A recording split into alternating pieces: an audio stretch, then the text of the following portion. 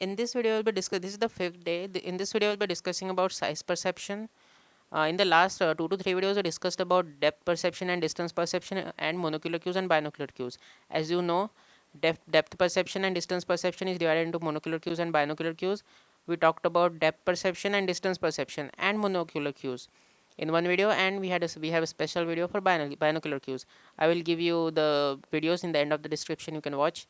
And in the last video, we discussed about movement perception. This video is about size perception. Size perception is divided into three subtopics, which is size, distance, invariance hypothesis. You can say these are three hypotheses.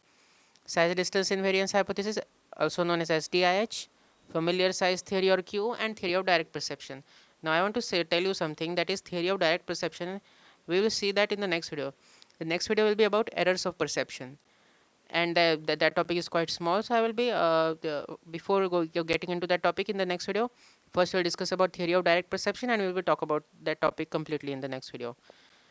Right now in this video, we'll be talking about the introduction of size perception, size, distance, invariance hypothesis, SDIH, and familiar size theory or Q. Size perception, the introduction. Now what you can read this later, but still we'll read this out in this video as well. You have, this topic is a little bit complicated. After finishing the video, you should read out all these slides which I'm showing you. If you would read it out, it will like stay in your mind, because there are a lot of things you have to remember as well. So it's better if you I would recommend you to read this after watching this video. In this section, we will study those mechanisms that are involved in judging the size of the stimuli. Our ability to judge the size of the stimuli correctly, even with the distance, has been explained using three hypotheses. Those three topics which I just subtopics which I just showed you. So what this introduction is about, by size perception, you might just like movement perception we saw. When you heard the statement, heard the word movement perception, you might have thought about perception related to movement. This is the same thing. Size perception. In this section, we will study those mechanisms that are involved in judging the size of the stimuli. Now let's see those three hypotheses. First is size, distance, invariance hypothesis, SDIH. The basic premise, now premises you have to remember, the basic premise of this hypothesis is that the perceived size of a stimulus is proportional to the perceived distance. Remember the names Kilpatrick and Etelson, 1953. What is something which you have to remember in this first point, that is perceived size of a stimulus. What this hypothesis is saying is that perceived size of a stimulus is proportional to perceived distance, and the names and the area, you have to remember this. It further states that if information about the distance is not available, then the size of the stimuli is interpreted based on retinal image. Now this point is quite clear. You might have and this point states that if information about the distance is available, then the size is interpreted based on retinal image. But you might question that if the information about distance is not available, then the third point states that however, if the information about the distance is not available, then size of the stimuli is judged based on the visual angle alone. We'll see what visual angle is in the end of this topic. The mathematical expression of this relationship is as follows. This is the mathematical expression, and let me tell you what does the first S mean. What does this S mean? S is perceived size. Listen to me carefully, because it is not written here. I am telling you that S is perceived size, D is perceived distance, and theta sign represents visual angle. Visual angle is the angle. Now this is what visual angle means. Visual angle is the angle made by our eyes after looking at the object. That is what visual angle is. Familiar size theory or Q.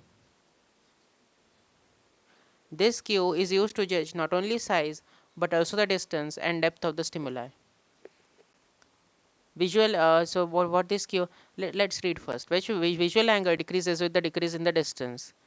Our brain uses this information along with our previous information of the size of the targeted stimulus and determines its actual size, distance, and depth. Thus, according to this theory, familiar size influences our size perception, which in turn influences our distance perception. Etelson, 1960.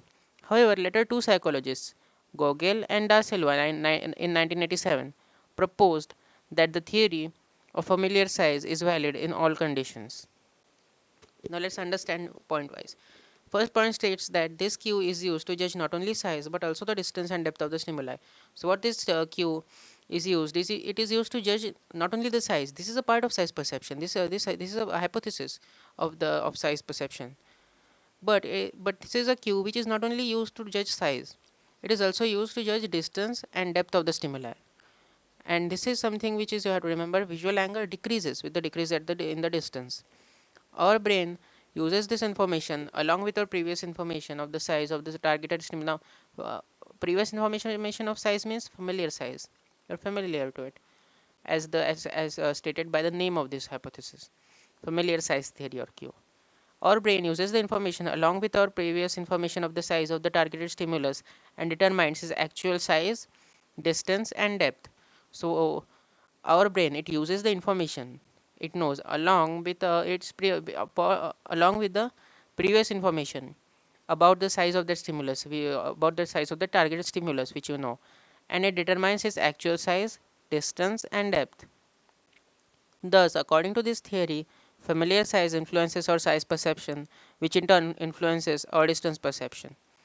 Yes, this according to this. Now, by third point, it might have been clear to you that the familiar size, which is previous information, previous information of the size, it kind of influences your size perception. The third point states that. Thus, according to this theory, familiar size influences our size perception, and that influences our distance perception. Remember the name and year? It tells in 1960. However, later two psychologists, this is also you have to remember Gogel and Da Silva, 1987, proposed that the theory of familiar size is valid in all conditions. So this is you have to remember that later two psychologists they said Gogel and Da Silva 1987 said that proposed that the theory of familiar size is valid in all conditions. It is valid in all conditions. And that is it for this video. We'll be discussing about this in the later video. I will give you some time to take screenshot of all this.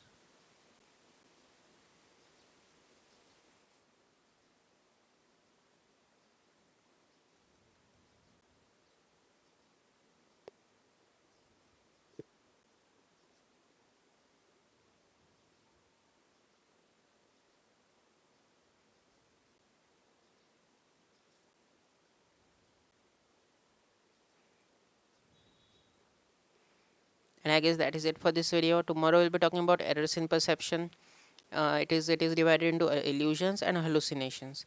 Small topic and very easy topic, just like the last video. This topic was kind of complicated, but I would recommend you to read this. Read this all which I just told you to take screenshot of. Read it properly, one, two, three times, and you will understand. The next video will be quite easy, as like the last videos which we saw. They were very easy. The next topic is also very easy and very short.